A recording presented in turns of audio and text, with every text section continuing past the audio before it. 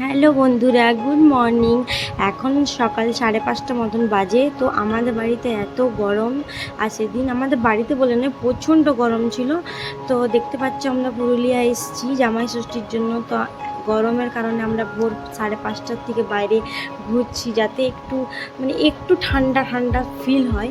বাড়িতে তো একদম চ্যাটচ্যাট গরম লাগছিল। তো দেখো, ফার্স্টে এসে আমরা এখানে তালের শ্বাস খাচ্ছিলাম, তারপরে আখের রস। সকাল সকাল মুখ ধুয়ে জাস্ট বেরিয়েছিলাম, কিছু খাইনি বাড়িতে। তো এই যে সকাল সকালে বেরিয়েছিলাম, তারপরে এখানে মাছ, বাপিও এসেছিলো, এখানে মাছ ফাছ অনেক কিছু কিনলো, মাছ মাংস যা যা যা যা আয়োজন ছিল জামাই ষষ্ঠীতে, এগুলো কিনলো। তারপরে আমি এসে দেখছি মায়ের সব স্নান টান সব পুজো। সেদিনকে আমার মায়ের উপোস ছিল সারাদিন, একদমই উপোস বলতে গেলে। তো এই যে জামাইবাবু এসেছিলো, আগে জামাইবাবুকে দিয়ে নিল, তারপরে আমার বরকে দিল। তো এই যে এখন এই পুজো ফোঁটা ফোঁটা দেয়, এসব হচ্ছে।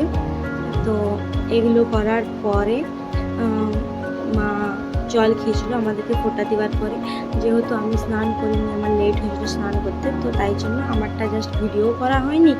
আর মা বারবার বলছিল তাড়াতাড়ি কর বেটা, আমি একটু জল খাবো, তোকে না ফোঁটা দিলে। তো আমি বলছিলাম কি, জামাই ষষ্ঠী তো তুমি জামাইকে দিলেই হবে, আমাকে দেওয়ার দরকার নেই। তারপরে এই যে আমার একটা জেঠিমা আছে, তো জেঠিমাও এখন ওকে দিচ্ছিলো।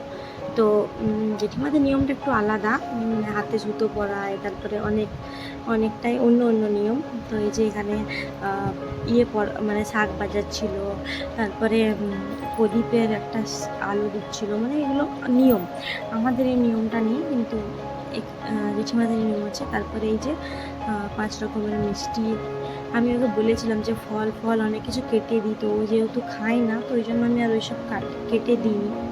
তো তারপরে বিকেলবেলা একটা ঘুম মেরেছিলাম পুরো 5:30 তখন। তারপরে এই যে আমরা এখন এখানে বৌদির বাড়ি যাব কুচুকে দেখতে আমাদের।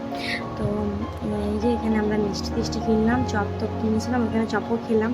আর তারপরে আমাদের সোনাটাকে দেখতে এসেছি। তো দেখতে পাচ্ছ কত কিউট হয়ে গেছে।